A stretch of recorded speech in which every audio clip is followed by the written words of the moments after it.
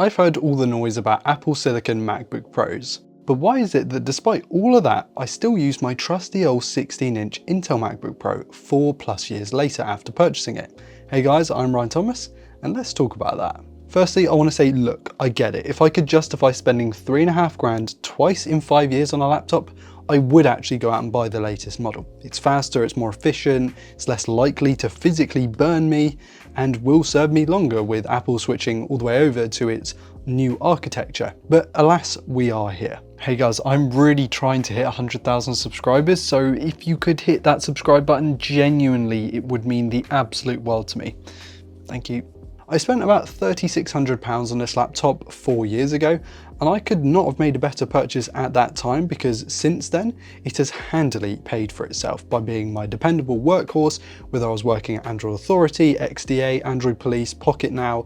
It's been used for writing, for pre-production, for editing, for publishing hundreds of videos over the years, Photoshop for thumbnails, all that stuff. I edit almost exclusively in the Adobe suite, though I have started using DaVinci Resolve a little bit more in my spare time for flat 4K projects and stuff to the side. I tried Final Cut a few times, but ever since my stint with it in 2017, I just haven't found the love for it and likely won't be returning to it as my NLE. I just don't like Final Cut. My MacBook Pro was practically maxed out when I bought it, save for the storage. So it's an 8-core i9-9980HK, 32 gigs of RAM, Radeon 5500M 8GB graphics chip, and 1TB of SSD space.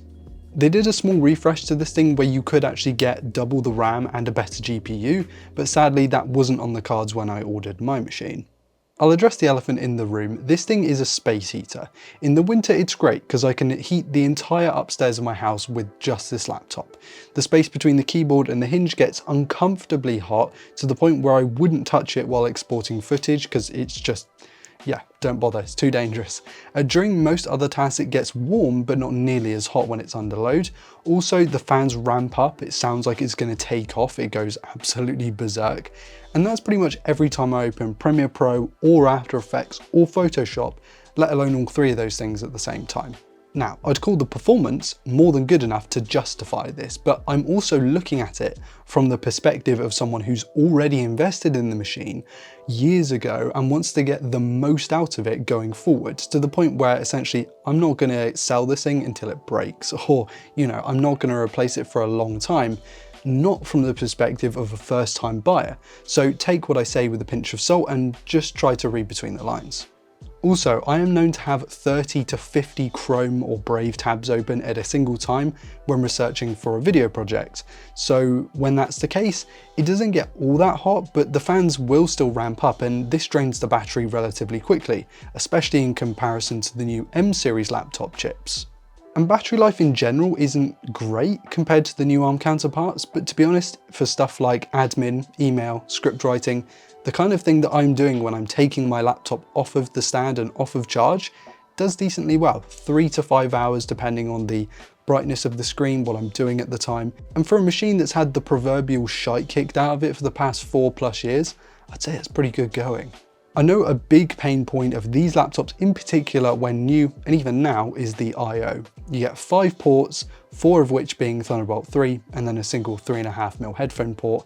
My laptop has spent the majority of its time being hooked up to a CalDigit dock when I'm at my desk, which is most of the time. I had a TS3 Plus until there was a coffee spillage incident, and now it's a TS4, thankfully being provided by my wonderful big brother Damien Wild. It's a one cable solution until a while ago when I switched cables and suddenly the dock didn't want to display out. Not sure what this was about, but now it's a 2 cable solution for my monitor and then all of my other accessories connected to the dock. I have one of these card readers that I use with my laptop and desktop for my Sony cameras, so it's just an SD card reader that can go USB-C on my laptop and USB-A on my desktop. And then I also have a CFast 2.0 reader that is just a USB-A, that's just a separate thing entirely. And actually the I/O situation as a whole has been basically perfectly fine.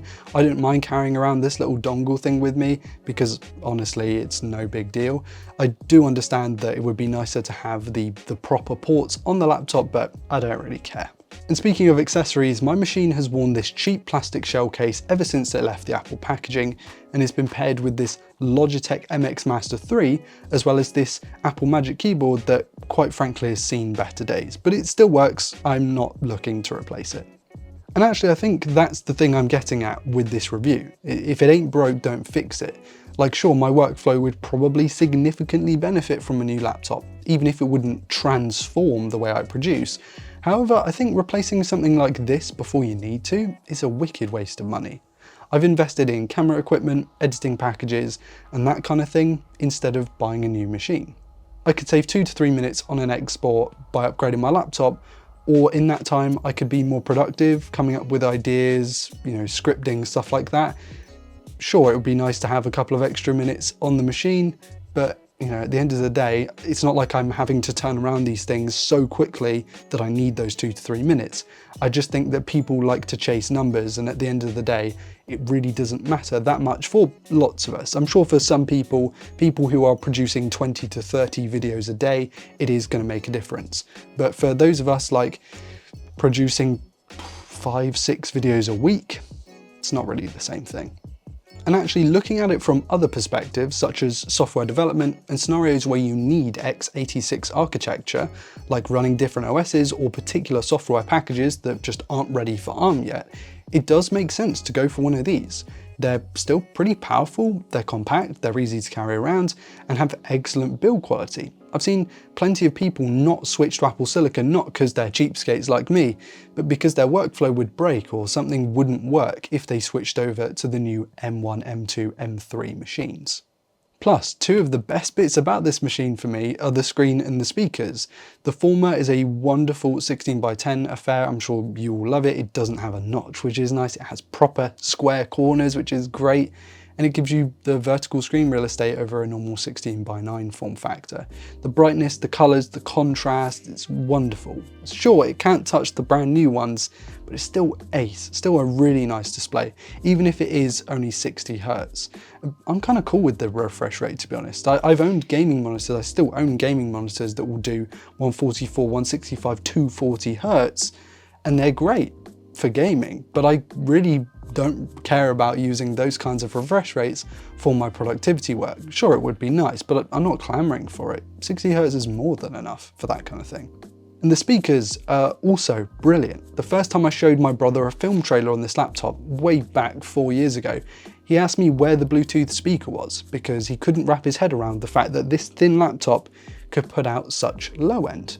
And I'm sure it's all tricky DSP stuff that Apple has implemented and not actually the fact that they're using huge drivers, because as a repair technician who's worked on a couple of these things, the speakers aren't that big. They're great. If I need to shoot a load of B-roll in a day, I will put a podcast or some music on a playlist on my MacBook speakers and they fill the room. They sound really good. Arguably one of the best bits of the machine. But switching gears a second, one issue that I ran into a little while ago, which I've somewhat moved on from since, is when recording footage for my sim racing endurance videos, I use OBS with an Elgato. And when I do that, even after tinkering with all the different settings I can find, looking through forum posts, I can't get this MacBook Pro to record an hour-long plus session, because that's how long they are, that isn't either jittery and laggy or faster but with heaps of low quality or low bitrate artifacts. I'm not sure if it's a GPU problem, maybe it being throttled, or the CPU struggling, or just a combination of these two things. But yeah, it just won't output a file that is both clean and smooth. So my Sebring video actually came out kind of a little stuttery and it just didn't look great. I did fix this by stealing a laptop off of an old colleague of mine, an Asus ProArt, a Windows-based machine that has a Ryzen 9 and a RTX 3070 mobile in it, and it hasn't skipped a beat. So I'm not sure what the problem was there, but with this beefy Windows machine, the whole issue is fine. And if you're interested in my next endurance event or want to watch my flat 4K videos, then I will leave their channel in the links, the pinned comment in the comment section, just so you don't miss another upload on there. But back to the MacBook Pro, other things I've seen people moan about that I honestly haven't had much bother with. The keyboard has been phenomenal without ever skipping a beat, much better than my old 2018 model that had the infamous butterfly switches, the really thin one, awful. The touch bar has also been issue free for a very long time, number of years now, and the webcam, while that's not great, it does do the job, and my colleagues haven't told me it looks awful in our weekly meetings, although they might just feel sorry for me because they do own the Apple Silicon Macs. For under £1,000, you can buy pretty much this spec or better, and for that money you are getting a powerful, feature-rich, well-equipped machine that runs well, still has life in it, yet is an overall really nice laptop. It might not be the bargain of the century or the best Apple laptop that you can buy, but it's done me really well and will continue to be my workhorse for a while yet.